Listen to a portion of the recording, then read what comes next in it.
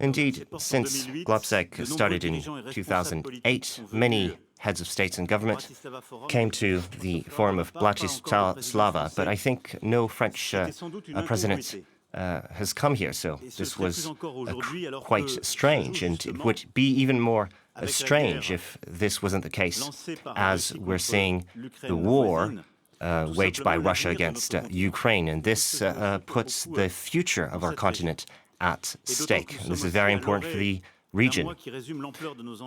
This month has seen many strategic objectives, the summit of the European political community in Chisinau tomorrow, and the NATO summit in Vilnius. And I think, in this context, I'd like to make a few remarks on the future of Europe, in my views. It's been 20 years. 20 years ago, we opened our doors to Slovakia and other ex-Soviet countries. This was not only an enlargement of our union, this was a return to our family on the part of those who were removed from us for all too long. And I don't think there are Western and Eastern Europe. I think this is a new Europe, unified. Making this distinction would be wrong, and this distinction had been perpetuated by the Russian Empire. There's only one family with a single history, although there are some diversities, but there's a common will to fashion our political future together. And this, I think, brings us together today. We still have national identities, but these identities are brought together in a common narrative. Let's recall the words of the head of Hungarian press agency. We die for Hungary and for Europe. And unfortunately, he died a tragic death. This recalls the tragic events when Russian troops invaded Hungary, and this would spell a tragedy for Hungary. I'd like to say again that we may have long forgotten the words calling to remember tragic histories and sorrowful histories. I think we may have forgotten to listen to these words at times. I think this is an end of this sequence. My message is simple. In this current moment, let us not let the Western Hemisphere be kidnapped a second time. We will not let Europe be kidnapped a second time. So when the war is at our gates, the stakes are high, and the aggression against Ukraine is the last demonstration in an extreme form of fragility and challenge to the European continent over the past 15 years. During this time, Russia made many attempts at fashioning Europe. We've heard Putin in Munich in 2017, events in Ukraine and Crimea 2014, and the vassalization of Belarus. A year ago, Russia has tried through treaties to make Ukraine more vulnerable and make the EU more vulnerable. We must recognize that we didn't provide a European response. We didn't organize ourselves to protect against these through the OSCE, for example, against these aggressions. And when it comes to NATO, I think this was either too much or too little perspective given to Georgia and Ukraine, but the security arrangements were not strong enough. And we lacked consistency as Europeans. We brought too little security guarantees to countries at our borders. We did not bring Russia in a security dialogue amongst ourselves, and we delegated this task to NATO, and this was not in our best interest, I think. And we did not move away from dependencies towards Russia, especially for energy. So we must very clear-headed on our mistakes. We lacked consistency. By coming here today, I know that many of you have had particular experiences during the Soviet era, and I think we should not repeat this. Each country is free to form its own alliances, and each country should opt for free to opt for freedom and transparency. The Charter of the UN states that each country is equal, and what is at stake today is not only an European affair, but a threat to global security and peace. And what this war in Ukraine shows is that the Russian claims not only are illegal and unacceptable, but it also shows that these claims are unrealistic. In Kiev, in Kharkiv, in Kherson, vast Russian armies were rolled back and made very little gains elsewhere. The war is still ongoing, but I think we can all say today very clearly that Ukraine will not be conquered. What more than a year ago was a special military operation ended with a geopolitical failure. Finland joined the NATO. Sweden will follow. And Russian neighbors are increasingly defiant. And Russia has been delegitimized in the concert of nations as it violated the Charter. Russia has no legitimacy anymore. So there's no space in Europe for imperialistic deliria. This is important to shape the future of peace in Europe. The path we've taken this far tells many things about us. First, the strength of our alliance. Since the very first days of the conflict, NATO secured its borders very efficiently. Article 5 played a major role, and I think this holds Russia at bay. We must recognize the effort by our American partners, which provided many equipment. At the time, I made quite a stringent remark about NATO. If you remember, there were divisions in NATO. I talked about NATO being brain dead, but I think today Putin provided an electric shock and brought it back to life. At the EU level, we were united, clear, and very much united. And I think Russia did not expect this. 67 billion euros of assistance, military aid. We took in many millions of refugees. We completely reorganized our energy consumption patterns and supply. So we showed our unity. We showed that we were strategically very clear-headed, and we adopted some level of clarity in doctrine. We chose strategic autonomy and independence. And in our agenda, in 2022, is far removed from what some called a French odd idea in 2017 when I defended it.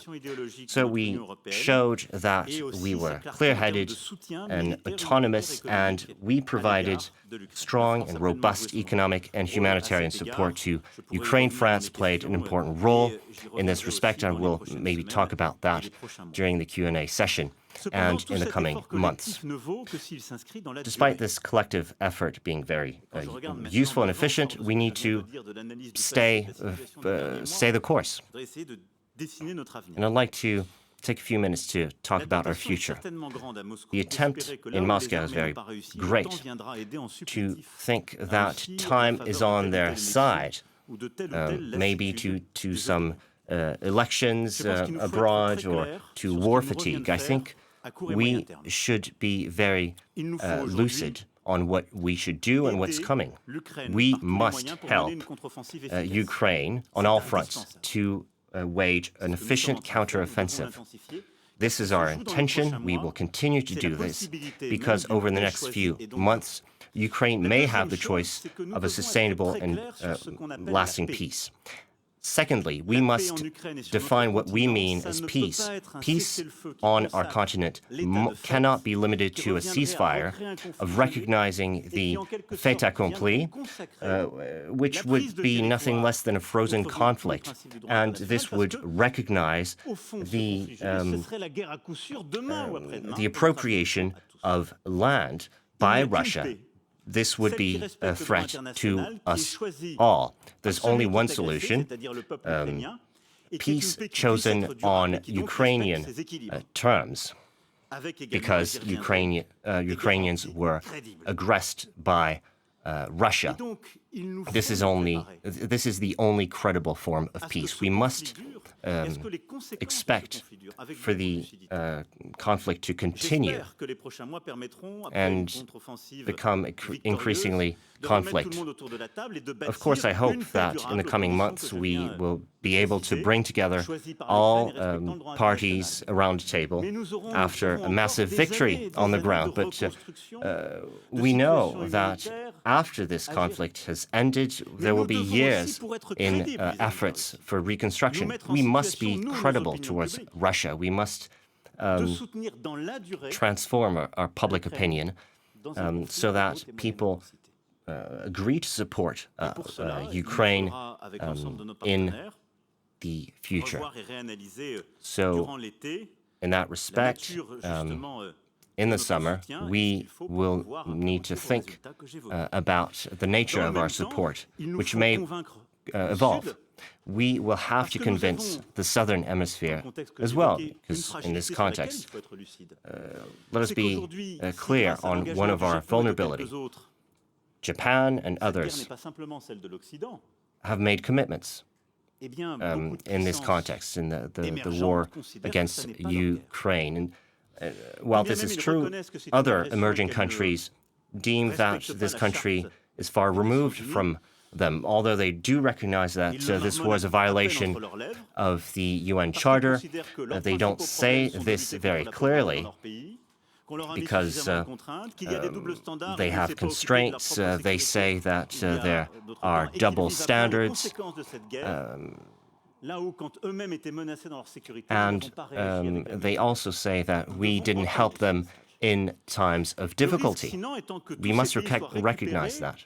If we don't, these countries may be used by other nations to build an alternative international order. Lucide ou de fait par des effets de composition, des alliés objectifs dans la durée d'un chemin russe. And these nations may become allies in some forms or some forms to Russia. So we must engage with emerging nations and strengthen our assistance to these countries. That being said, let us look at the future. The question being asked is the following. What is our possible future? And how will Europe rebuild peace and stability in the long term? In the short term, we reacted well. We made commitments. NATO is credible on the eastern flank. The EU is as well for its many commitments, but is this enough on the long term? Of course, we should be happy to have an American administration that stood in solidarity with us, that provided a lot of help to Ukraine, and we should thank them for that. Is this American administration, will it be the same forever? No. And we cannot delegate our security choices to the American population. And Americans throughout successive administrations have asked us to share the burden more fairly. So this is why a European of defense is very important. It's the only way we'll have credibility, will reduce dependencies, and take on the legitimate share of the burden. Because whether we like it or not, our geography will not change. We will always be in the same place, and Russia will always have the same geography and borders. We will have to build a space for a lasting peace, because Ukrainians will have a full territorial integrity. We'll have to find a way to coexist with Russia without any naivete. Let me state it again. We should not be naive towards Russia. I never was naive, but let us not negate the reality of geography. Let us not fool ourselves into thinking that there's an ocean between us and Russia. Let us not replace NATO by something else. I'd like to dispel any misguided ideas, because some ideas are repeated often. I don't want to replace NATO with a French-German condominium. I think countries such as yours, Poland and others, should take a bigger place in Europe for defense and assume a greater responsibility for security in the region. To do this, we must, in a time of emergency, speed up our strategic choices and implement what we just set out to do. And we must build this agenda to fashion a common future. We must first build a more sovereign European capacity for sovereignty, for energy, and our military capacities. In Versailles in March 2022, we talked about this. We must take action now, and very speedy action. We must build as Europeans, purchase as Europeans, and innovate on a European soil. On the military front, we must do just that. There will be a national effort. We didn't wait for the war to do this. We increased our military spending during my first mandate, and we just increased it by 100 billion euros, and we've reached 413 billion euros in defense spending. But besides 2% of our GDP in military spending, we must join other military capacities, just like France did a few days after aggression against Ukraine. We deployed forces in Romania just a few days after these events. Through NATO, that is to be sure, but there must be a capacity to act. This military sovereignty means also industrial capabilities. We saw that it was important to produce what we use ourselves. And when I see that some countries increase their defense spending and purchase massively abroad, I tell them respectfully that this will create problems tomorrow. We must produce and purchase European goods. We made some breakthroughs on ammunition to provide help to Ukraine, but we must go further. We must find a way to align our standards and create a veritable European defense industry and deploy fully sovereign tools. We must reduce our dependency, and we must continue to build autonomous capacities to defend our strategy. I think here of the initiative at the European level 5 years ago. Some of the countries here have joined the efforts in Africa to fight against terrorism. And though our goals change over time, we must still act together, and we will have to think about new visions, new goals, and always standing together, relying on NATO, but also going beyond this and taking action on new theater of operations on land, sea, and in the cyberspace. This first pillar, that is to strengthen our military sovereignty, means let us look at where we live. We Europeans will have to build our own defense capacities, and it means to manage our neighboring regions. Let us not rush in thinking about past wars. Managing our neighborhood is not only our eastern flank, it also means the Mediterranean. These new spaces of war, cyber, land, and sea, these domains are as important as other theaters, land theaters notably, as we've seen the Russian aggression, that this has brought back this field of operation on the forefront. After this first aspect, the second dimension is this.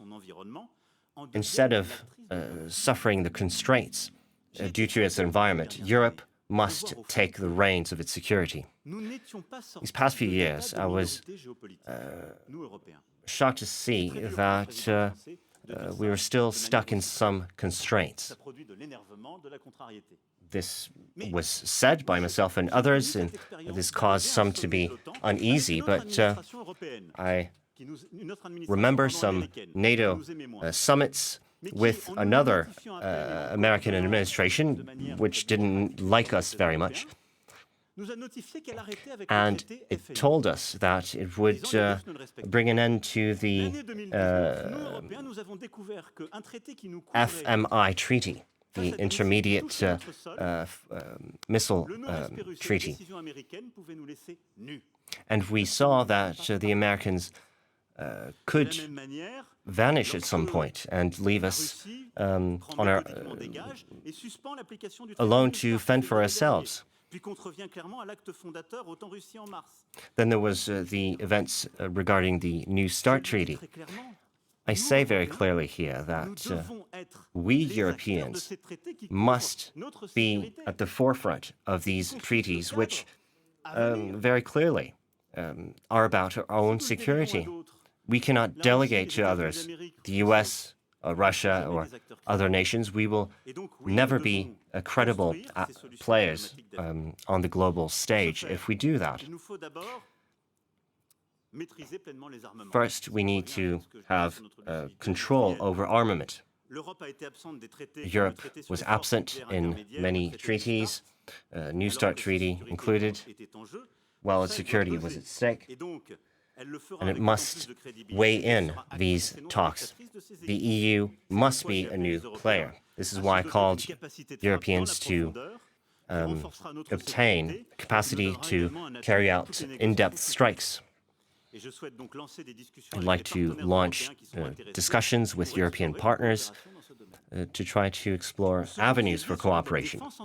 Second point, air defense.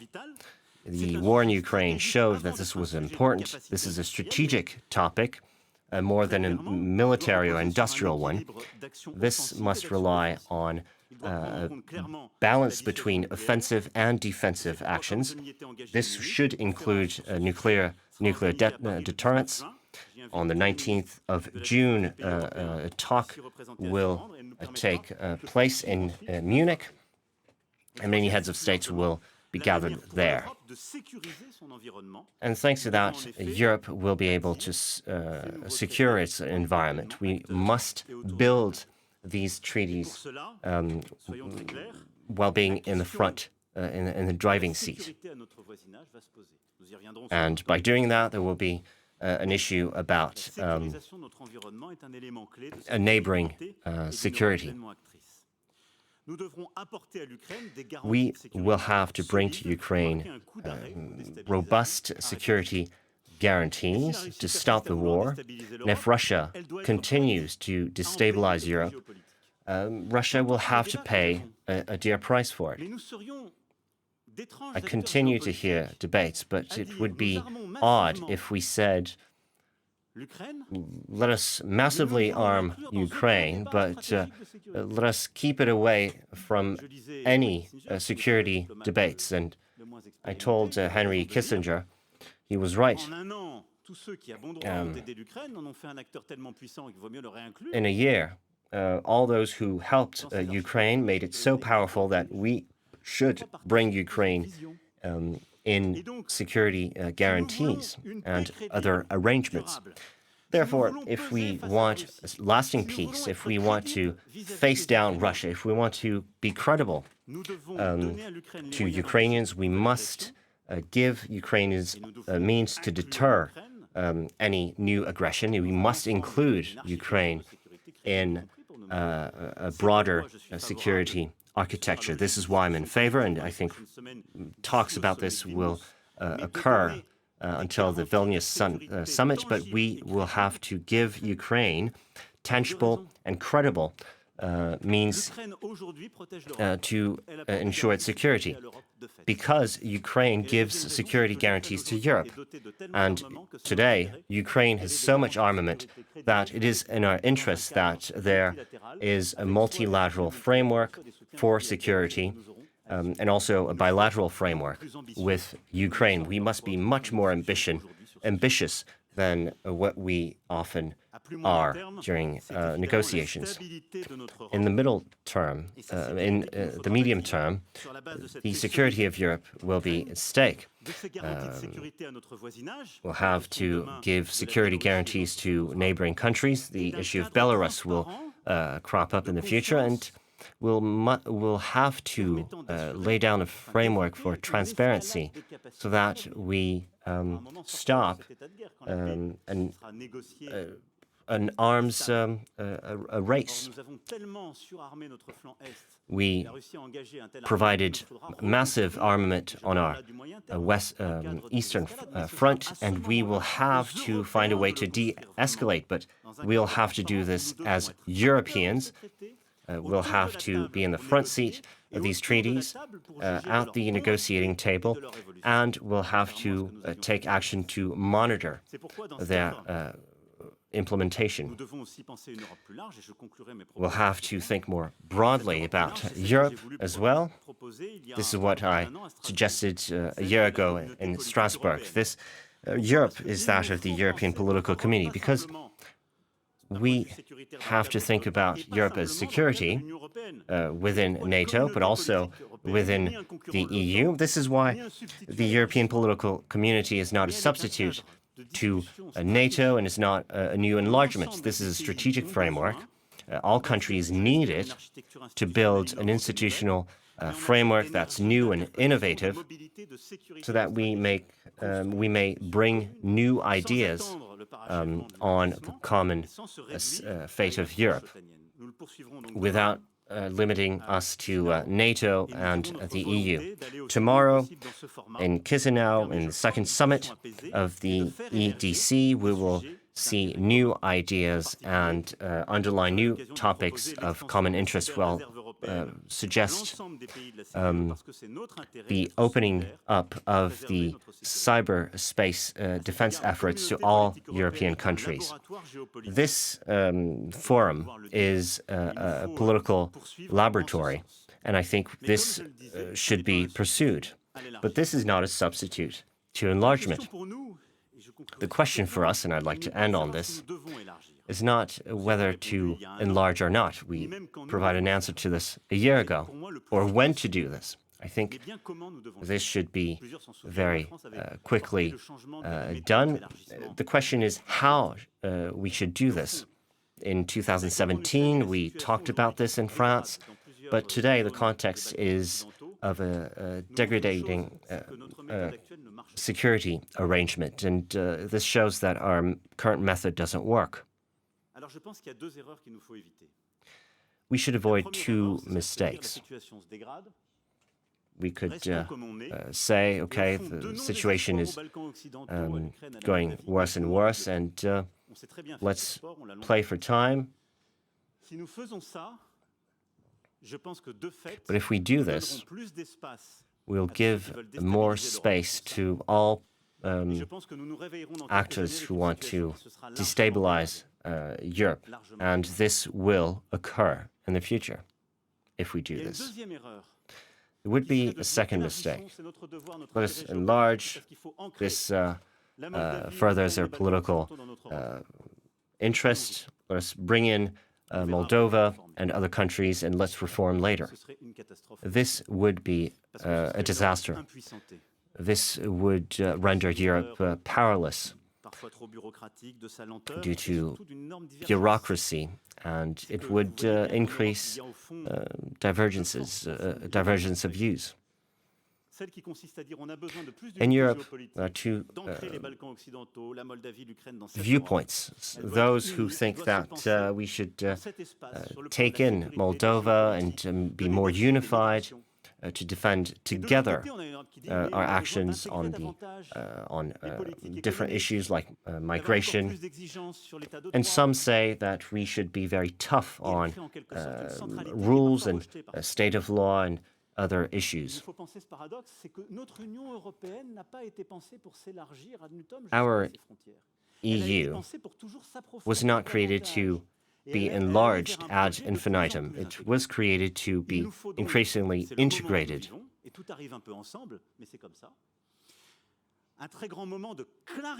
So this is a moment for clarification on the political and military front.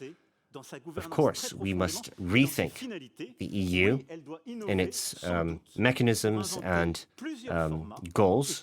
We must create new formats and clarify the ways and means of pursuing a new action. This is the way we'll find solutions to issues regarding Moldova, the Balkans, and to remain a credible actor geopolitically and for climate.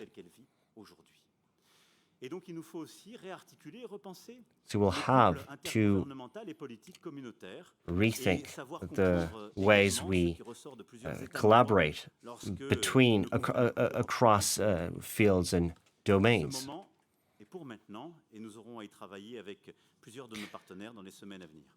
We'll come to work with many of our partners in the coming weeks and months. I was a little lengthy, sorry, but I had to go over some of these items.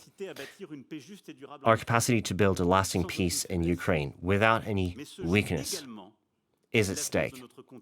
But the fate of our continent is also at stake. I think this all hangs in the balance in the coming weeks or months. I think this strategic awakening has happened in Europe, but we must understand all the consequences of it.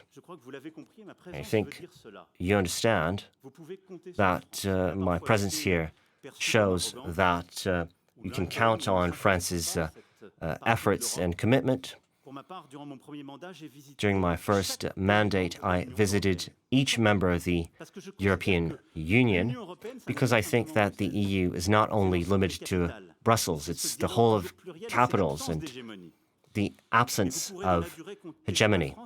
You can count on France, but I know France can count on you all to build a more sovereign and robust EU to ensure our sovereignty. And this will not be an affair limited to a few countries. We will have to be 27 of us and even more countries to have a frank and ambitious debate. We'll have to accept our differences and clarify the goals we pursue. Let us assume what the EU is and should be, a great democratic power, diverse but united at once. Thank you.